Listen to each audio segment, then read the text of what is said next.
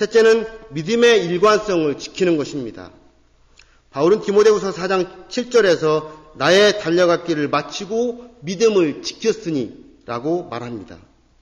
오늘 본문 사도행전 20장 24절은 사도 바울이 복음의 여정을 시작할 때, 복음의 사역을 시작할 때 했던 고백입니다. 그리고 디모데후서 4장 7절 8절은 그가 그 여정을 다 마칠 때 했던 고백입니다. 놀라운 것이 있어요. 그의 시작과 그의 끝이 같았다는 것입니다. 우리가 경험으로 잘 알고 있듯이 어떤 일에 계속해서 충실한다는 것은 참 어려운 일입니다. 그렇지만 어떤 것에 대해서 열매를 맺으려면, 좋은 결과를 가져오려면 우리는 충실해야 되고 일관성을 유지해야 합니다.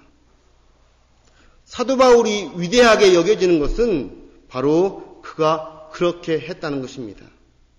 그가 복음을 알고 30년 넘게 복음을 위해 살아가는데 시작과 끝이 동일하게 일관되었다고 하는 사실입니다. 우리에게 도전이 있습니다. 저와 여러분은 이런 고백을 할 수 있을까? 내 인생 다 믿음의 길을 가고 하나님 앞에 설 때 이런 고백을 할 수 있을까? 스스로 묻고 답하고 그 답에 따라 행동해야 됩니다. 자신이 없으면 그렇게 하기 위해서 노력하고, 그렇다고 자신이 있으면 그렇게 더 그 일로 나가는 것입니다. 우리말에 작심삼일이란 말이 있어요. 어떤 일에 충실하기가 참 어렵기 때문에 나온 말입니다.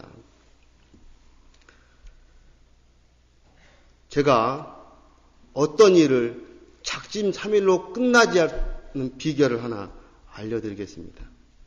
원래는 이게 공짜가 아닌데 제가 주님께 받은 은혜가 참 많아서 이 시간에 공짜로 알려드리겠습니다. 간단합니다.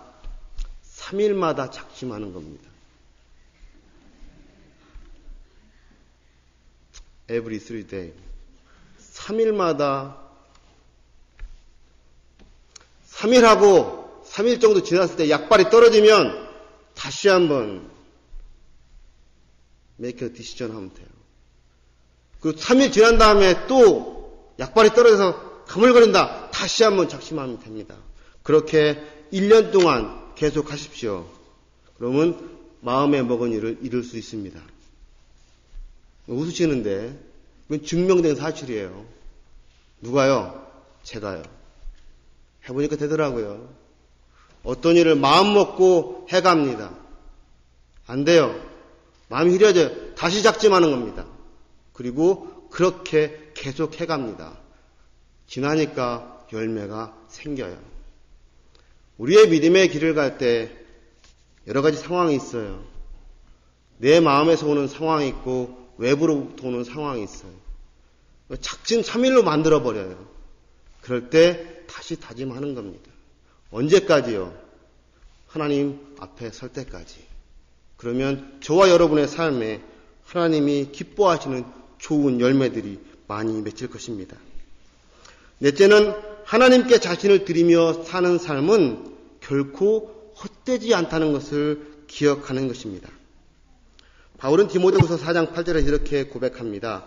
이제 후로는 나를 위하여 의의 면류관이 예비되었으므로 주 곧 의로우신 재판관이 그날에 내게 주실 것이며 내게만 아니라 주의 나타나심을 사모하는 모든 자에게도니라.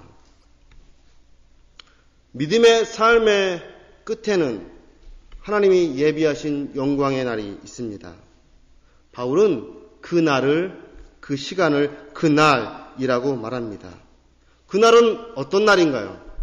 예수 그리스도가 이 땅에 다시 오는 날입니다.